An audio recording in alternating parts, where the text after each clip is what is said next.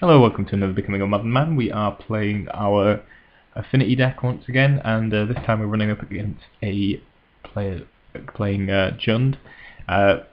So here is our opener. We've got a Blinkmoth Nexus, Double Signal Pest, Memnite, Steel Overseer, Springleaf Drum, and a Thoughtcast. So that's quite nice. We've got a quite fast start. We can go Blinkmoth Nexus into Memnite, Springleaf Drum, into Signal Pest, and then potentially set up for a Thoughtcast the following turn. So reasonably happy with that. On the draw as well, so maybe we can draw another land or something. So Inquisition, which ends up taking Steel Overseer, which I'm not too devastated about. Obviously it would have been nice to keep, but Double Signal Pest is also fairly potent. So Memnite, Blinkmoth Nexus, Springleaf Drum, Signal Pest, I think. Oh no, we're going to go for the Vault Scourge. Could argue playing either way there. Obviously we start gaining a bit of life if we run out the Vault Scourge first. And we're dealing the same amount of damage, I suppose. So I went with the Vault Scourge there. Could argue for either one. Don't think it makes a great deal of difference. Plays Tarmogoyf, which is fairly huge. Yeah, Tarmogoyf plus things like discard spells really make him pretty huge because obviously our creatures are artifacts. So yeah, Tarmogoyf gets big fast against us. But I still think we can potentially race this. Double Signal Pest here off of Darksteel Citadel that we drew. I'm going to be able to Thoughtcast as well here, which I'm going to do now. Springleaf Drum and Ravager coming off the top. Springleaf Drum are not too exciting, but like the look of Ravager. So attack for 1 with the Vault Scourge, just pass the turn. One plays Liliana. I'm just going to -2 it to make me sack. Can get rid of the Memnite, obviously the least exciting card in our creature that we currently have, and opponent's going to attack with his Tarmogoyf. So yeah, Liliana's not doing a great deal here for once. I mean, we can now kill it with a Signal Pest, and there's nothing really our opponent can do about that, and we're going to be able to hit in for 3 as well. Sorry, make that 4.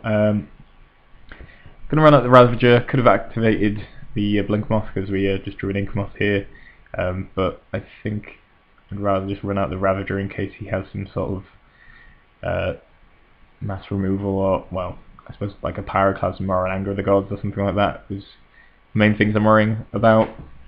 Also just having Ravager out means we can probably do some fairly cool things. We might be able to sack all our artifacts and make a huge Vault Scourge or something like that. Just like the insurance policy of having the Ravager. Gonna run out the Springleaf Drum as well. Might as well, and it works well with having the Ravager out as well. So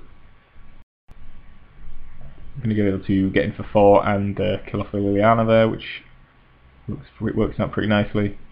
Tarmogoyf grows thanks to Liliana going to the grave, but I don't think that's majorly consequential at the moment. There's another Liliana. Makes me sack. I'm going to sack the Ravager because I can actually get some value off of that. It was a bit of a tough decision.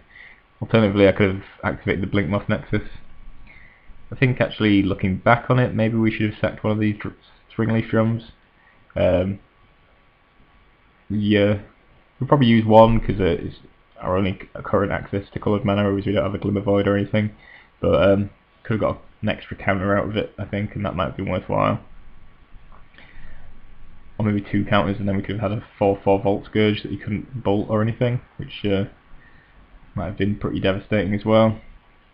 In the end I just put a counter on the Signal Pest, so maybe there would have been a better thing to do, or maybe I could have put the counters on Blinkmoth Nexus, and that way I've got sort of an assurance against maybe Damnation or something if you happen to be running it, or some other sort of mass removal spell. But yeah, our opponent ends up conceding to that.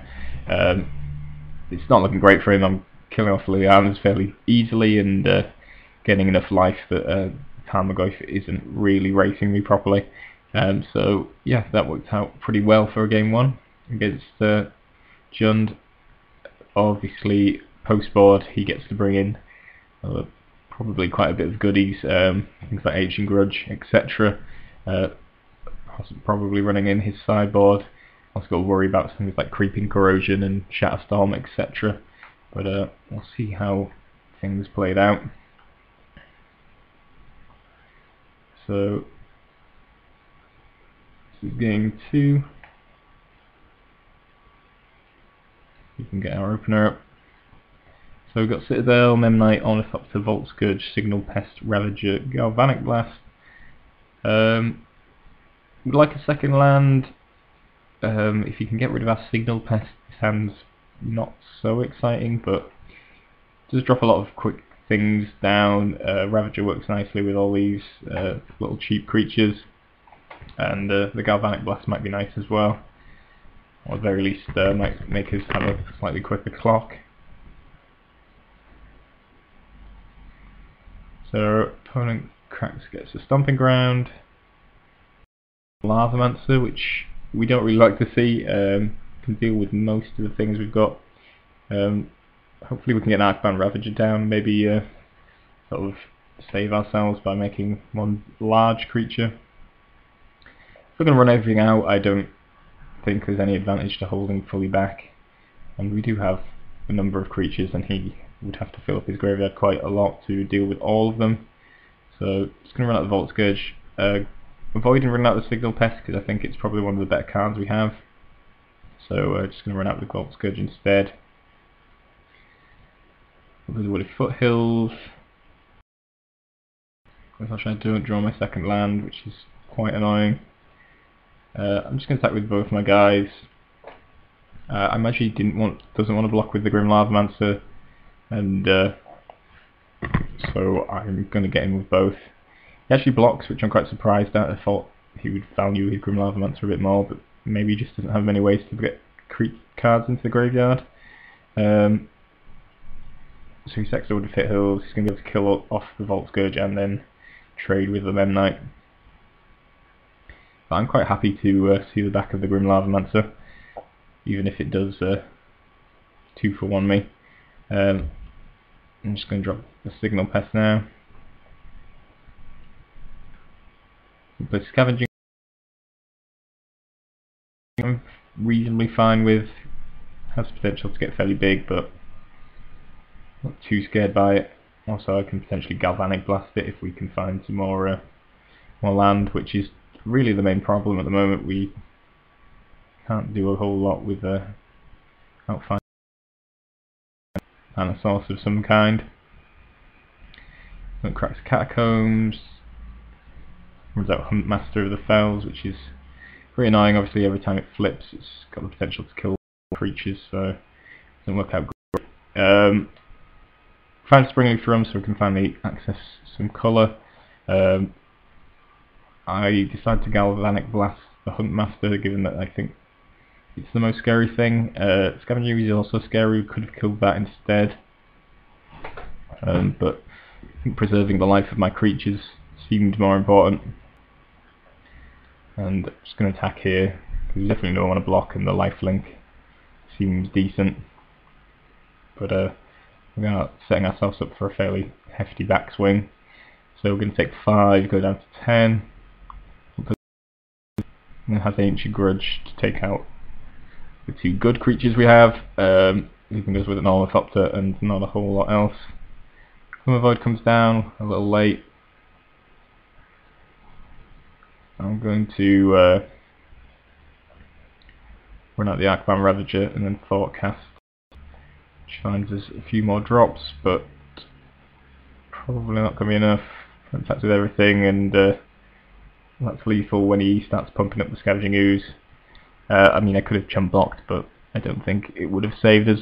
So yeah, that didn't work out the best.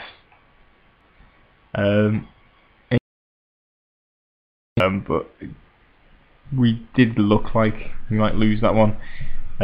I suppose once we got the lands though, we might have got something going if our opponent didn't have much removal, which he didn't look like he did, so we might have been able to get the Steel Overseer going, and the lifelink of Vault Scourge was certainly working out quite fairly well.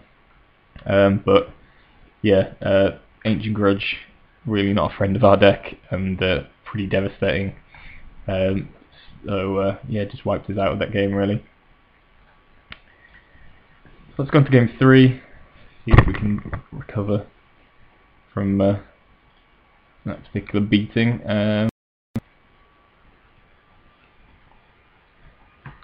So this is our opener.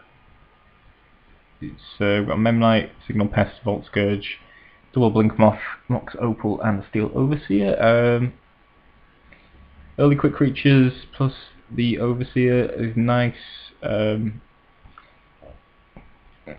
think we can keep this. I think that seems like a decent enough hand. We're not going to have mana problems with this current setup. So, oh yeah, so we can basically play out most of our hand on turn 1. Memnite, Vault Scourge, Signal Pest. So that sets us up to deal 4 damage on turn 2, which is definitely very nice. Opponent plays a Blackcleave Cliffs. Just going to go to attacking, no reason to run out the Steel Overseer first. Opponent bolts the Signal Pest, which significantly lowers our ability to attack. Well, not our ability to attack, but the amount of damage we can do. And then I'm going to play out my Steel Overseer and hope that that was his removal done, but unfortunately it wasn't, and he had to terminate. I can run out my Glimmer Void. Going to cast my Vault Scourge and then activate one of the Nexus,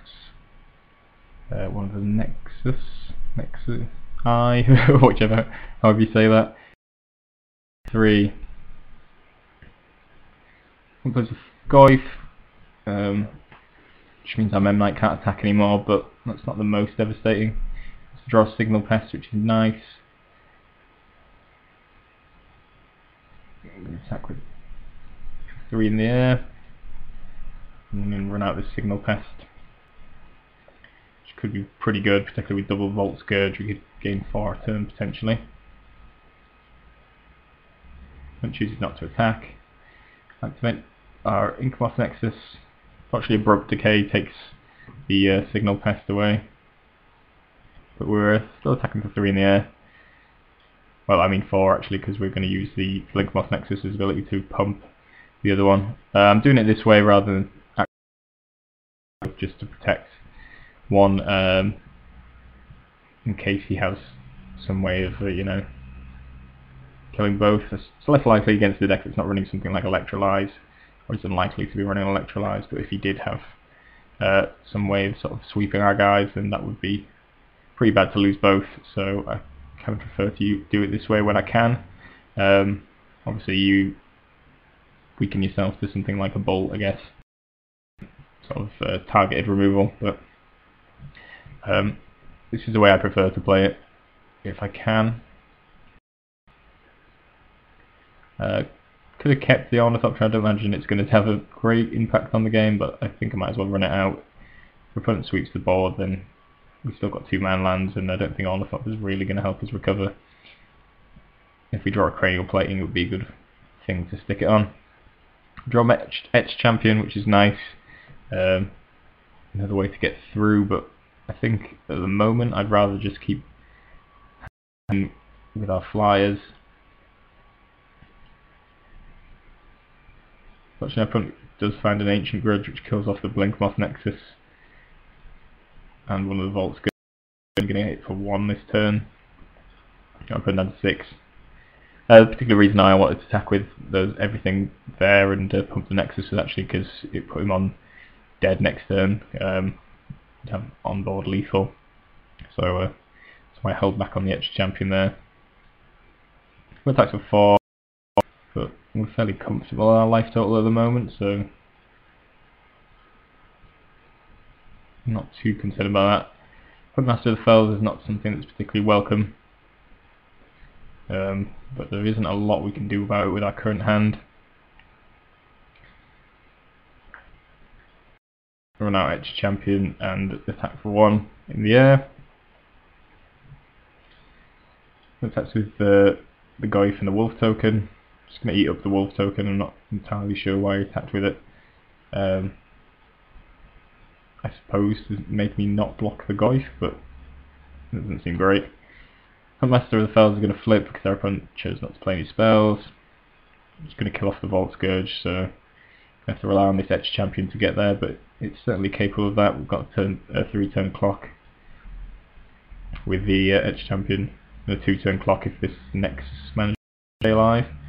So I'm going to attack for 3 here. Put our opponent down 3, and looks like our opponent didn't have an answer to the Blink-Moth Nexus or the Edge Champion, and we actually managed to pick up the win. So yeah, that worked out pretty well. A bit of a war of attrition against Jund, but managed to work out well, and we actually won through an Ancient Grudge, which is nice. Edge Champion certainly worked well to get those extra points of damage, and the fact that he didn't really have too many answers to flyers was certainly it worked in our favour. But still, I wouldn't say that Jund's a particularly favourable matchup. Got a lot of target removal, a lot of hate post board potentially, so I don't particularly like this matchup, but it is doable as we've shown here.